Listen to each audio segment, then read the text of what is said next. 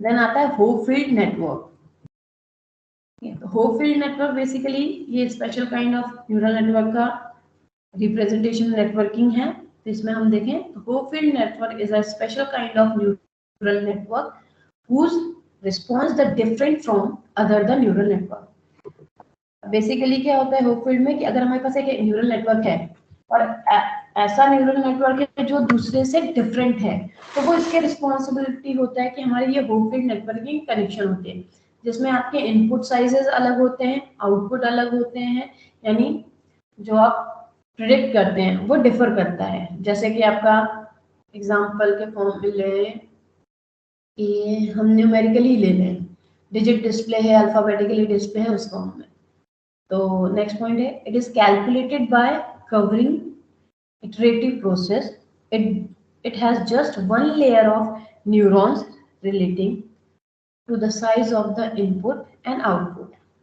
अब हमारे इनपुट और आउटपुट के साइजेस को अगर हम देखें और इसे रिलेट करें हमारे न्यूरॉन्स नेटवर्क से, होपफील्ड नेटवर्क को, तो इसमें सिर्फ और सिर्फ सिंगल लेयर की अवेबिलिटी होती है, मल्टी लेयर की अवेबिलिटी नहीं होती, क्योंकि हम ये शॉर्ट डिस्टेंस बेसिस के लिए यूज करते हैं, क्योंकि एक न्यूरॉन के एक्सटर्नल टर्मिनल दूसरे न्यूरॉन के डेंड्राइट्स टर्मिनल से कनेक्ट होता है, यानी सेंडर और रिसीवर के बीच का पाथ डिजाइनेबल होता है, which must be the same when such a network recognize, for example digit, we present a list of correctly rendered digit to the network। अब डिजिट के फॉर्म में ये है कि हम ये बेसिकली कैलकुलेशन कर सकते हैं कि करेक्ट इन्फॉर्मेशन चाहिए तो how many neurons is available in your brain या in your body structure form में ब्रेन के, तो ये डिजिट फॉर्म में ही हमें कैलकुलेशन देंगे। ऐसा तो नहीं होगा कि अल्फाबेटिकली दे दें, एक नंबर ऑफ काउंट बताएंगे कि हाँ 3 लाख है कि 3 बिलियन है कि 300 बिलियन है, किस फॉर्म में एक बेसिक कैलकुलेशन होता है, क्योंकि न्यूरॉन्स जो हमारे डैमेज हो जाते हैं वो हमारे लिए यूजफुल नहीं होते, उसे हम दोबारा रिपेयर नहीं कर सकते, इसलिए नए न्यूरॉन्स ही डेवलप होते रहते हैं, पुराने अगर हो गए तो उसे रिपेयर करके नए तरीके से यूज नहीं कर सकते। Subsequently, the network can transfer a noise input to the relating perfect output।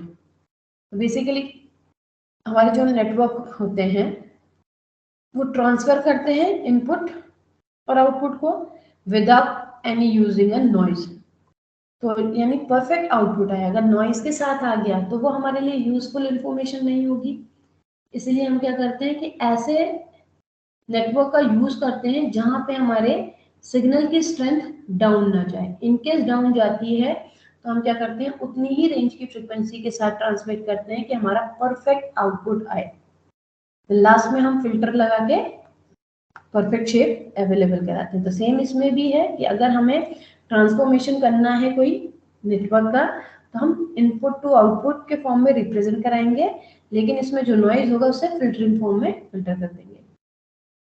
In 1982 John Hopfield introduced artificial neural network to collect the retrieve memory like a human brain। तो John Hopfield ने 1982 में introduce किया था ANN को, जो कि basically हमारे human brain की तरह एक्ट करती थी, यानी डिफरेंट डिफरेंट काइंड के इंफॉर्मेशन को एज अ मेमोरी स्टोरेज के फॉर्म में कलेक्ट करती थी। Here neurons is either on the on or off situation। यहाँ पे जो न्यूरॉन्स होते हैं या तो ऑन सिचुएशन में होंगे या ऑफ। ऑफ का मतलब है कि अगर न्यूरॉन हमारे डैमेज हो गए हैं तो वो ऑफ कंडीशन में होंगे, अदरवाइज जो एक्टिवेटेड न्यूरॉन्स होते हैं वो ऑन कंडीशन में होते हैं। किसी भी टर्म पे हम हमारे ब्रेन के जो भी ऑर्गन्स हैं या न्यूरॉन्स हैं उन्हें डैमेज कंडीशन में डाल नहीं सकते। हाँ वो प्रॉपरली डैमेज हो गए हैं, सेल्स कट आउट जिसे कहते हैं, अगर सेल्स डैमेज हो गया है न्यूरॉन्स का तो वो डैमेज रहेगा, उसे रिपेयर नहीं कर सकते, इसलिए ये प्रॉपरली ऑन या ऑफ सिचुएशन में होते हैं। The state of neuron on that means +1, of that means 0। तो यहाँ ऑन और ऑफ को जो हम रिप्रेजेंट कराते हैं तो उसकी स्टेट होती है 0 और 1 से, ठीक है। Will be store relying on the input it receive from the neurons. तो बेसिकली ये होता है कि एक न्यूरॉन से दूसरी न्यूरॉन्स में जो इन्फॉर्मेशन रिसीव की जाती है उसे हम न्यूरॉन स्टेट के फॉर्म में रिप्रेजेंट कराएंगे। अब वो प्लस और जीरो के फॉर्म में होगी कि अगर ऑन फॉर्म में एक्टिवेटेड है तो इन्फॉर्मेशन ट्रांसमिट होगी, अगर वो जीरो फॉर्म में ट्रांसमिटेड है, डीएक्टिवेटेड मोड में है, तो वहाँ इन्फॉर्मेशन ट्रांसमिट नहीं होगी क्योंकि वो न्यूरॉन्स हमारे लिए यूजफुल नहीं होंगे। A Hopfield network is the first prepared to store various pattern of memory। जो हमारा होपफील्ड नेटवर्क है वो बेसिकली एक तरीके का स्टोरेज मेमोरी एलिमेंट है जो कि हर डिफरेंट टाइप के पैटर्न और मेमोरी को स्टोर कराएगा, जिसमें हमारे डिफरेंट टाइप के पैटर्न रिकॉग्नाइजेशन मोड या मेमोरी स्टोरेज एलिमेंट आते हैं। Offer it is ready to recognize any of the learned pattern by unconveying partially or even some corrupted data about the pattern that is eventually settle down and restore to close pattern। तो अगर हम देखना चाहें कि हमारे पास जो ये होपफील्ड network work करता है वो बेसिकली रिकॉग्नाइजेशन मोड के लिए रेडी होता है, जो डिफरेंट टाइप के लर्निंग पैटर्न को लर्न करता है, ठीक है, और उसी के पैटर्न पे ही उसे रिप्रेजेंट भी कराता है। अगर वो करप्टेड पैटर्न डेटा आपके पास आ गया है तो आप उसको फिल्टर आउट करेंगे कि ये डेटा करप्ट है, हमें यूज नहीं करना, दैट मीन्स वो ऑफ कंडीशन में होगी।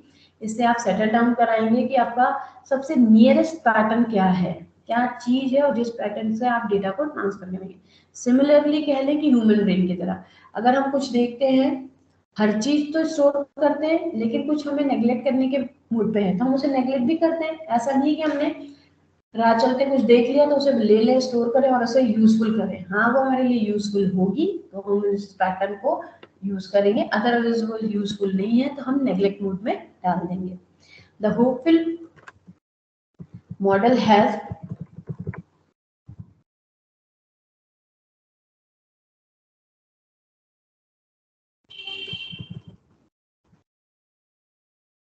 a Hopefield network, sorry, the Hopefield model has stability in the pattern recognition। जो हमारा Hopefield network या मॉडल होता है वो पैटर्न रिकॉग्नाइजेशन मॉडल पे स्टेबल होता है। जैसे एग्जांपल के फॉर्म में देखें, a Hopefield network is a single layer and recurrent network in which the neurons are internally connected, that is each neuron is associated with the other neurons। Basically हमारा जो होपफील्ड network है या होपफील्ड model है वो एक single layer के तरह work करता है जो कि नेटवर्क को रिकरेंट करता रहता है कि आपका इंटरनली जो ब्रेन में या हमारे सर्किटरी में कनेक्शन है तो वो एक बार कनेक्शन कर देते हैं, बार बार की रिक्वायरमेंट नहीं होता है, तो वो वहां पे वो हर एक न्यूरॉन्स को एसोसिएट करता जाएगा दूसरे न्यूरॉन्स के थ्रू। यानी आपका टर्मिनल जो एक्सॉन के टर्मिनल है वो डेंड्राइट्स के टर्मिनल से कनेक्ट होते रहेंगे, तो आप इंफॉर्मेशन ट्रांसमिशन और रिसीविंग एक साथ साइमल्टेनियसली चलती रहेंगी। If there are two neurons I and J, then the connectively weight Wij lies between the which is symmetric Wij equals to Wji। यहाँ पे अगर हमारे पास दो न्यूरॉन्स हैं जिन्हें हम I और J से रिप्रेजेंट कर रहे हैं जो कि अपने वेट के साथ कनेक्टेड हैं, ठीक है। अब इन्हें कनेक्टेड है एक दूसरे के वेट के साथ, अगर हम इसे एक न्यूरॉन से दूसरे न्यूरॉन में कनेक्टिविटी बनाएं तो एक सिमेट्रिक वे में फॉर्म आ जाएगा। पहला न्यूरॉन हो जाएगा Ij और दूसरा हो जाएगा Ji, क्योंकि पहले I जा रहा है फिर देन J जा रहा है, फिर जब J एक्टिवेटेड है तो पहले J जाएगा देन फिर I। तो यहाँ पे जो हमारा सिमेट्रिक फॉर्म आएगा Wij इक्वल्स टू Wji को रिप्रेजेंट करेगा। Next, with zero self connectivity, अगर सेल्फ कनेक्टेड है कोई वो नहीं ट्रांसमिटेड है जीरो के फॉर्म में तो यहाँ हमारा लिखा जाएगा Wii। अब I की वेटेज जीरो है, इसी तरीके से दूसरा रहेगा Wjj, तो J पे अगर जीरो करेंगे तो J जीरो रहेगा। तो यहाँ हमने सिर्फ एक ही रिप्रेजेंटिंग लिया है Wii जो कि बिलो हमें इक्वेशन फॉर्म में लिया है। Here the given three neurons having a value I equals to 1, 2, 3 यानी हमारे पास अब W के अंदर 3 न्यूरॉन्स कनेक्टेड है जिनकी वैल्यू है 1 2 3। अब इसी वैल्यू के साथ अगर हम कनेक्टिविटी बनाए WIJ के फॉर्म में, यानी I हो गया, देन I की वैल्यू एक बार 1 होगी, एक बार 2 होगी, एक बार 3 होगी, तो जो वैल्यू ऑफ समीशन है, ठीक है, जो वेटेज का है वो हो जाएगा x of I equals to ±1, यानी हम ऐड ऑन करते जाएंगे या सब्ट्रैक्ट करते जाएंगे, तो इसलिए ±1 वेटेज को कनेक्ट करेंगे तो हमारे पास जो इक्वेशन आ जाती है WIJ इक्वल्स टू 1, 2, 3। इनका डायग्राम अगर आप देखें तो कुछ इस तरीके से दिखेगा कि तीनों वेट के, यानी 3 न्यूरॉन्स हैं जिनकी डिफरेंट डिफरेंट वैल्यू है 1 2 3, उस वैल्यू पे कुछ वेटेज भी हैं, यानी x1 x2 x3 is the input terminal and W1 W2 W3 is the weightage input value। अब इनके पास जो वैल्यू दी है 1 2 3, ये हमारे नोड कनेक्टेड होंगे और उसी के अकॉर्डिंग हमारे आउटपुट डिस्प्ले होगा, जो आउटपुट होगा y2 y1 और y3 के फॉर्म में, यानी 1 2 3 के फॉर्म में। तो यहाँ आप देखें कि सारे नोड जो होंगे वो सिंगल लेयर कनेक्टेड होते हैं, कि अगर नोड 1 x1 से कनेक्टेड है, ठीक है, तो x1 की वैल्यू आएगी, नोड 1 x2 से कनेक्टेड है तो x2 की वैल्यू आएगी, नोड 1 x3 से कनेक्टेड है तो x3 की वैल्यू आएगी।